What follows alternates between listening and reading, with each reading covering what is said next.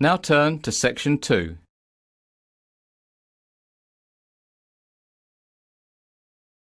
Section 2. You will hear a ranger from the Nitmaluk National Park speaking on a radio program about hiking in Australia. First, you have some time to look at questions 11 to 14. Pause the recording for 30 seconds. Now listen and answer questions 11 to 14.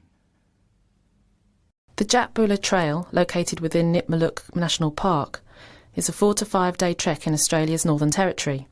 It follows an ancient Aboriginal songline, and the boulders along the way are scattered with rock paintings. There are 5 campsites along the trail. First, Biddlecombe Cascade, then Crystal Falls, 17 Mile Falls, Edith River Crossing, and finally Sandy Camp Pool. Only 10 people at a time are allowed in each campsite, so you must book in advance, although usually you will not see another person on the trail.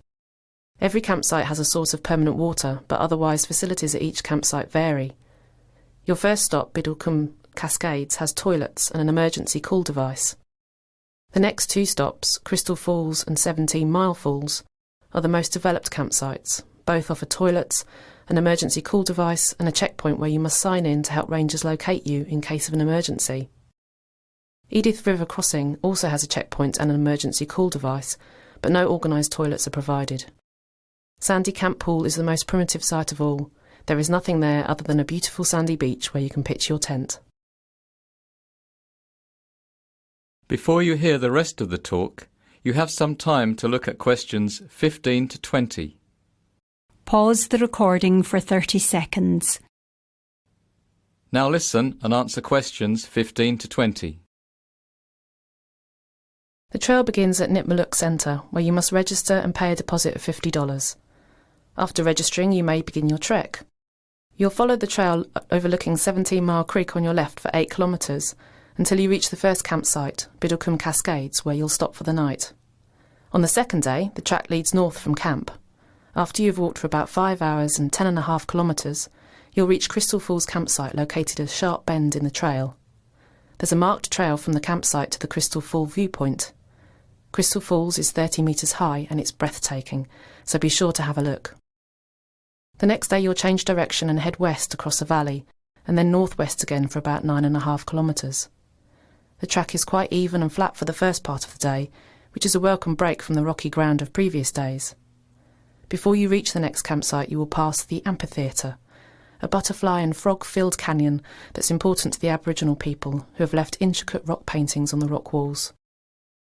A few kilometres further you'll come to 17 Mile Falls campsite, besides a series of rock pools and small cascades above 17 Mile Falls Creek.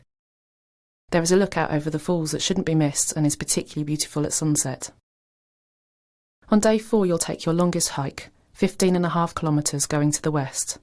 You'll cross a boggy area as you approach the Edith River. If you're tired you may camp here where you first cross Edith River, or instead follow the river south, crossing it several more times before you reach the campsite at Sandy Camp Pool, where you can spend the last night of your adventure camping on a sandy beach beside a tranquil waterhole. Leaving Sandy Camp Pool, the track continues through woodland until you pass a checkpoint at Edith River South. From here the trail is lined with the river on the left-hand side and high rocks on the right. One last stop is a must at Sweetwater Pool. This is a large waterhole surrounded by rocky ledges that is perfect for a picnic before you return to civilization. Day trippers can access this point from Edith Falls, so it may be your first encounter with another person since leaving Nitmaluk. After a swim, make your way to Edith Falls where your adventure ends. Make sure you deregister at the Edith kiosk and then take a hot shower. That is the end of Section 2. You now have half a minute to check your answers. Pause the recording for 30 seconds.